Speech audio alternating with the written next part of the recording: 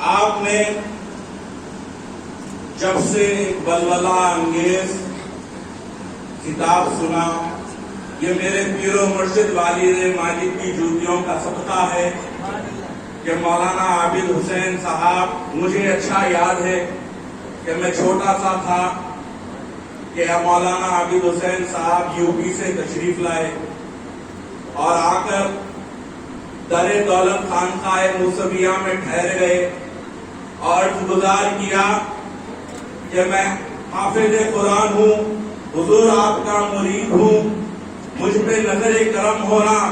تو سیدی پیر و مرشد علیہ رحمت و رضوان نے ان کو ایسے نوازا، کہا جا تجھے میں کوتا کٹے کی جامع مسجد بھیجاؤں گا، کوتا کٹا علاقہ بھیجاؤں گا، وہاں کا تو وقت کا بہت بڑا مقرر بنے گا، حافظ بنے گا، لوگوں کو بنائے گا اور تجھ سے اہل سنت اور قادری مشن کا کام ہوگا، تیرا نام علاقے میں ڈنکوں کی طرح بجے گا۔ تو آج میں دیکھ رہا ہوں پیر و مرشد کی نالین کا صدقہ ہے کہ مولانا عابد حسین صاحب اپنے رنگ میں نظر آ رہے ہیں۔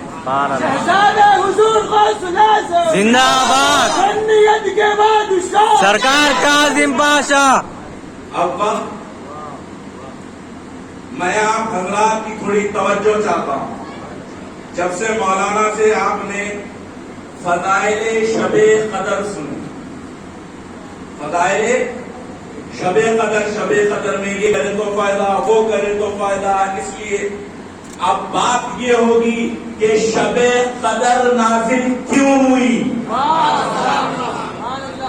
اور شب قدر کس پہ نازل ہوئی، کس مہینے میں نازل ہوئی، کس ذات مبارکہ نازل ہوئی، کس کے صدقے نازل ہوئی۔ تو بات پہلے سے شروع کریں گے کہ جب آدم صفی اللہ رب العزت نے آدم علیہ السلام کے جسم مبارک کو بنایا، مٹی سے بنایا۔ اگر آپ تھوڑا سامنے آئے، چہرے آپ کے مبارک چہرے کو دیکھ کے تقریر ہو۔ اور یہ بھی خاص معاملہ ہے کہ پیر و مرشد کے پہلے عرس میں میں نے تقریر کی سعادت حاصل کی تو حضرت وہاں پہ موجود تھے، تو میں نے وہیں بیٹھ کے کہا کہ حضرت آپ کی کچھ نہ کچھ کرامت تھی جو میں نے کہا ہے۔ تو حضرت آدم علیہ السلام کے جسم مبارک میں اللہ رب العزت نے روح کو حکم دیا داخل ہو جا۔ اللہ نے روح کو داخل کیا، مگر روح جو لطیف ہے اور خاک سے بنا ہوا جسم کثیف ہے، تو یہ کثافت اور لطافت کا ملن نہیں ہو رہا تھا، یہ کثافت اور لطافت کا ملن نہیں ہو رہا۔ روح اندر داخل ہوتی ہے، باہر آ جاتی ہے، روح داخل ہوتی ہے، باہر آ جاتی ہے۔ تو اللہ رب العزت نے سب سے پہلے نور محمدی صلی اللہ علیہ وسلم کو پیدا فرمایا تھا۔ اللہ رب العزت نے نبی پاک علیہ السلام کے نور کو آدم علیہ السلام کی پشت میں رکھا اور روح کو قرار آ گیا۔ ایسے قرار نہ آئے، رحمت للعالمین آ رہے۔ انسانیت کی ابتدا توحید نبی کا صدقہ ملا کہ نبی پاک علیہ السلام آدم علیہ السلام کی پشت مبارکہ میں آقا کا نور رکھا گیا۔ اور قرآن مجید میں ہے اللہ رب العزت نے تمام ملائکہ کو، تمام فرشتوں کو حکم دیا کہ آدم کو سجدہ کرو۔ عارفین کہتے ہیں اس وقت اللہ نے جب نور کو داخل کیا یہ حکم نہیں دیا، جسم بنایا حکم نہیں دیا، جب نور محمدی آدم کی پشت میں رکھا تب ملائک کو کہا سجدہ کرو۔ تو دراصل وہ سجدہ آدم علیہ السلام کو اللہ کے حکم سے ہوا تو وہ نور محمدی صلی اللہ علیہ وسلم میرے آقا کے نور کو سجدہ۔ اور آپ نے تو علماء سے سماعت کیا ہے کہ تمام ملائکہ نے سجدہ کیا الا ابلیس جو آج تک مردود بنا ہوا ہے۔ اب وہ تفصیل میں نہیں، ہم شب قدر پہ آئیں گے۔ نبی پاک علیہ السلام کے نور کا سفر چلا، نور پاک مصطفیٰ صلی اللہ علیہ وسلم کا سفر، اور جب جب اللہ کے جلیل القدر پیغمبروں کو حاجت ہوئی، مدد کی ضرورت پڑی، تو وہ ابراہیم خلیل اللہ ہو، آگ ٹھنڈی نبی کے وسیلے سے ہوئی، نوح النجی اللہ ہو، ان کی کشتی اگر پتھروں پہ لگی، پہاڑوں پہ لگی، تو وہ نبی پاک علیہ السلام کا صدقہ تھا، وہ نبی کا ہی صدقہ تھا۔ اور کہا جاتا ہے، ہر وقت پڑھا جاتا ہے، تمام پیغمبروں کے ساتھ میرے آقا علیہ السلام کا کرم چلتا رہا۔ حضرت عیسیٰ روح اللہ جب سولی پہ چڑھائے جا رہے تھے، وہ بھی 27ویں رمضان، عیسیٰ روح اللہ کو جب سولی پہ چڑھائی جا رہا تھا، وہ 27 رمضان کی تاریخ تھی، مگر سولی پہ چڑھا نہیں پائے، ان کو اٹھا کے چوتھے آسمان پہ پہنچایا، وہ نبی پاک علیہ السلام کا سفر۔ تو اول سے لے کر آخر تک، آدم علیہ السلام سے لے کے عیسیٰ روح اللہ تک، تمام پیغمبروں کو، تمام نبیوں کو، تمام رسولوں کو جتنے معجزات ملے، وہ سب کو ملا دو تو ایک محمد رسول اللہ کی ذات میں، اور سرکار پاک علیہ السلام کے معجزات کو کھول دو تو 1,24,000 پیغمبر۔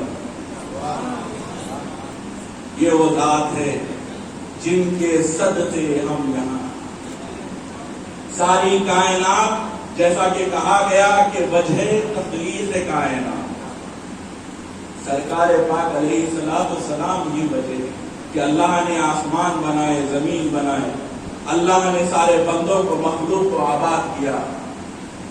اب شب قدر، یہ وہ قدر والی رات جس میں مولانا نے آیت پڑھی، شہر رمضان الذی انزل فیہ القرآن، یہ وہ مبارک مہینہ ہے جس میں اللہ رب العزت نے قرآن کو نازل فرمایا، اور قرآن پاک شب قدر میں نازل فرمایا، لوح محفوظ پہ کلام مجید شب قدر میں نازل فرمایا، اور یہ وہ کلام ہے جس کے بارے میں اللہ رب العزت قرآن پاک میں فرماتا ہے، لو انزلنا هذا القرآن على جبل لرأيته خاشعا متصدعا من خشية الله۔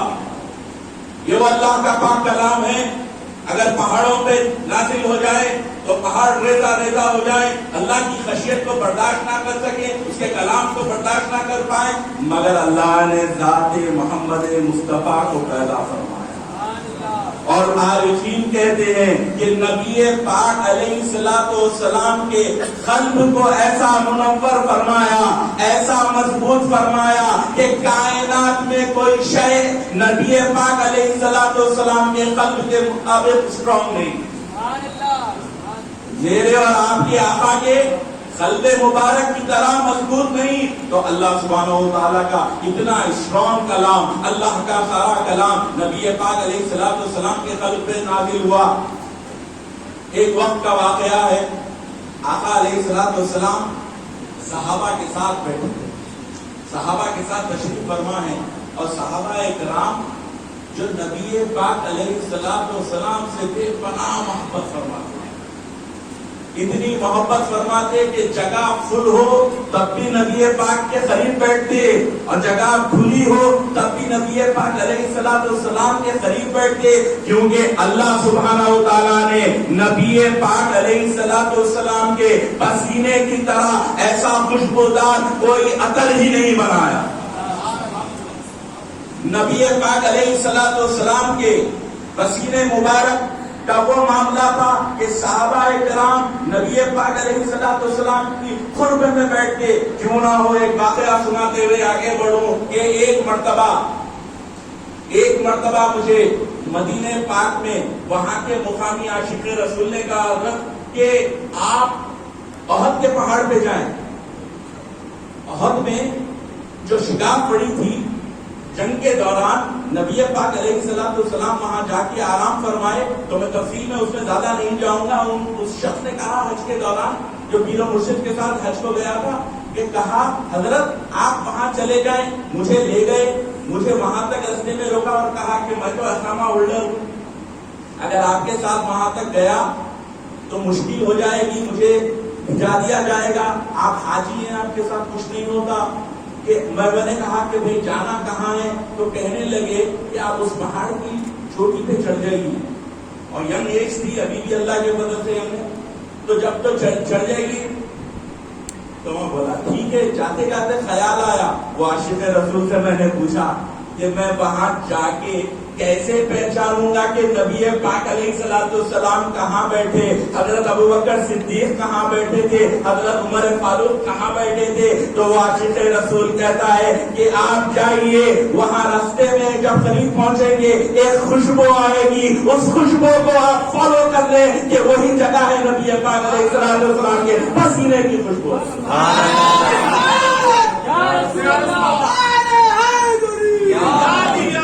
اس عاشق کے لیے میں دعا دو ہوں, اللہ سبحانہ و تعالیٰ اس کی عمر میں برکت دے. ایسا موقع ملا جب میں اس پہاڑ پر چڑھا, درود و پاک کی کثرت کر رہا تھا. اندر جاتا ہوں تو پہاڑ کھلا ہے, 3 شاہانہ کرسیاں بنی, قدرتی کرسیاں بنی ہے, اور ایک جگہ پہاڑ پہ سر مبارک کا نشان, سر مبارک کا نشان ہے. اور ایسی خوشبو آ رہی ہے, ایسی خوشبو آ رہی ہے کہ میں زارو خطا روتے ہوئے جب پلٹ کے دیکھتا ہوں تو سامنے گنبد خضرا نظر آ رہی ہے. اور ہم بھی آپ لوگوں کی ایسی سنی بھائی ہے, جیب میں ادھر کی شیلی جب بھی تھی ابھی بھی ہے, فوراً نکالے ادھر لگا دی.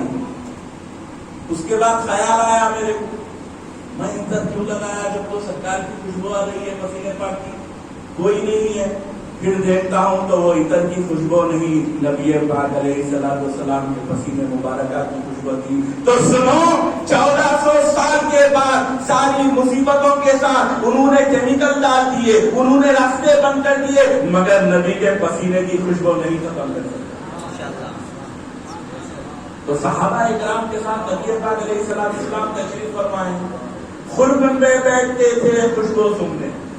تو نبی پاک علیہ السلام کی گھٹنے مبارک, مانڈی جس کو کہتے ہیں نا مانڈی, آقا نے ایک صحابی کے پاؤں پہ رکھی ہوئی تھی کہ وہ قریب ہو کے بیٹھے تھے. سرکار پاک علیہ السلام کا گھٹنا ان کی مانڈی پہ, ان کے پاؤں کی ہڈی پہ تھا.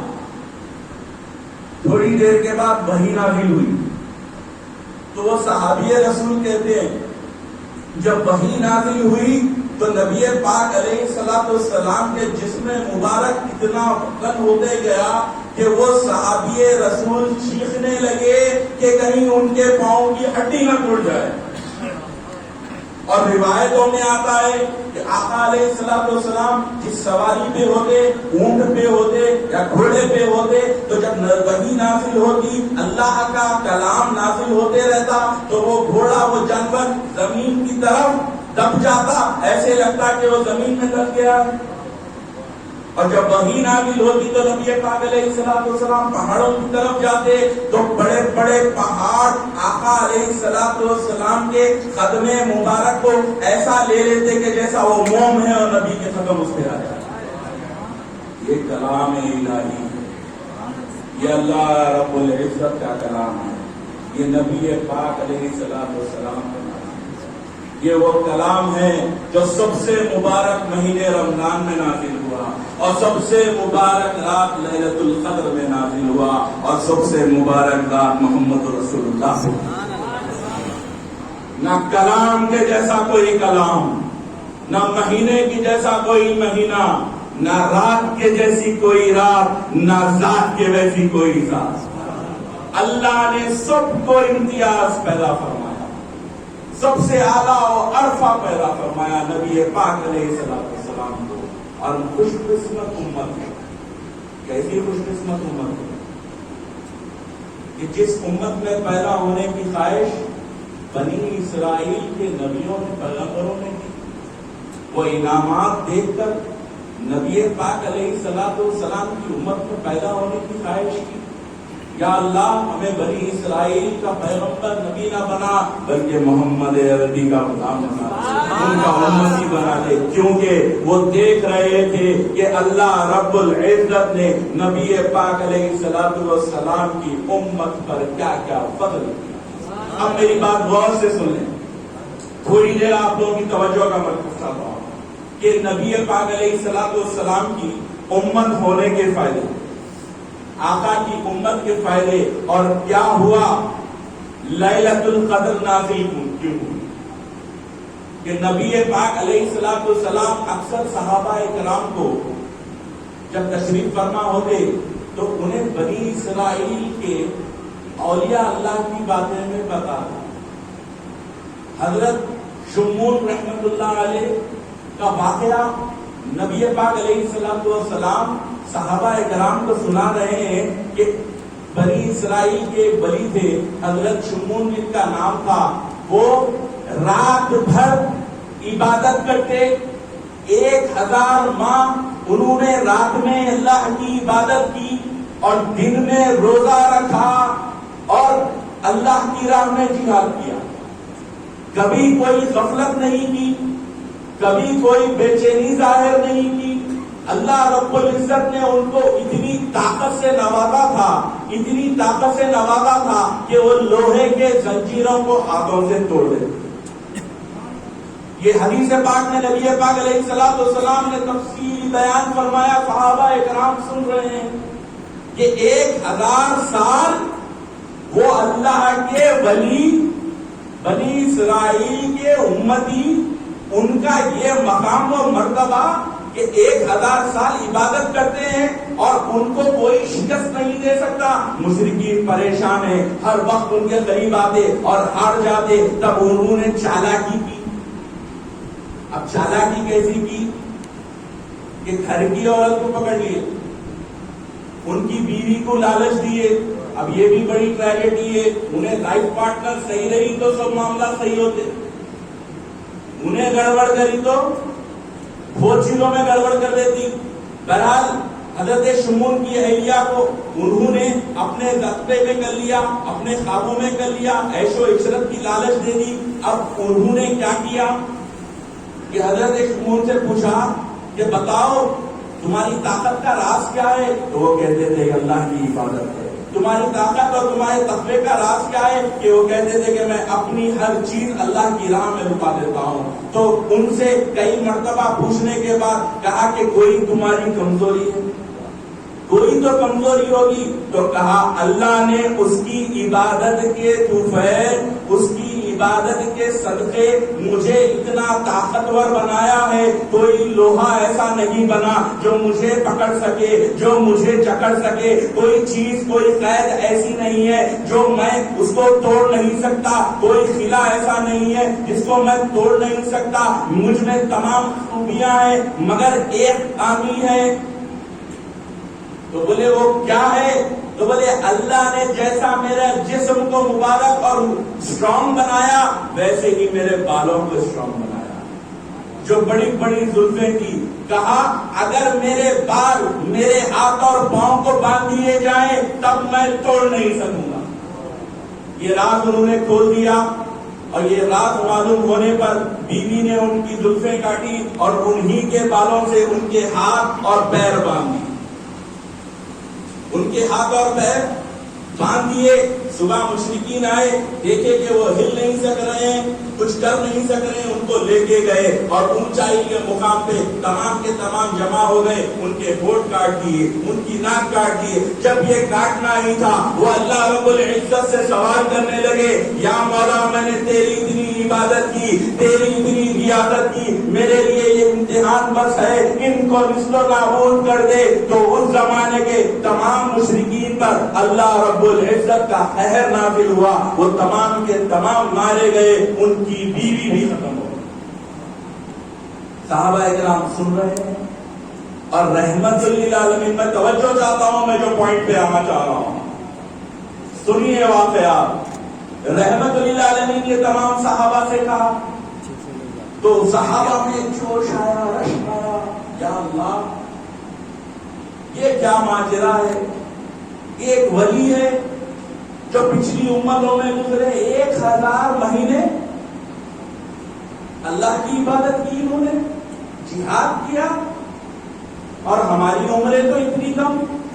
پھر نبی پاک علیہ الصلوۃ والسلام نے ایک روایت میں آتا ہے کہ حدیث پاک نقل فرمائی حضرت انس نے کہ نبی پاک علیہ الصلوۃ والسلام فرما رہے ہیں کہ بنی اسرائیل کے ایک بادشاہ تھے، ایک بادشاہ نیک و صالح بادشاہ، تو اس بادشاہ کے بارے میں ان کے نبی کو اللہ رب العزت نے وحی سے پوچھا کہ پوچھو تو اس بادشاہ سے کہ اس کی کوئی تمنا ہے، اس کی عبادتوں سے میں خوش ہوں۔ تو وہ بادشاہ سے وہ نوح کے نبی نے پوچھا کہ اللہ رب العزت جاننا چاہتا ہے کہ کوئی تمہاری منت ہے، کوئی تمہاری تمنا ہے جو اللہ پورا کر دے۔ تو انہوں نے کہا اللہ سے میں یہی چاہتا ہوں کہ مجھے کثیر العیال اولاد دے، مجھے بہت اولاد دے اور بہت مال دے، تاکہ میں ساری زندگی اللہ رب العزت کی راہ میں مشرکین سے لڑتا ہوں۔ تو روایت میں آتا ہے حدیث پاک میں کہ ان کو 1000 بچے ہوئے، کیونکہ عمریں بہت طویل تھی۔ سمجھنے کی یہاں ضرورت یہ ہے کہ عمریں بہت طویل تھی پچھلی امتوں میں،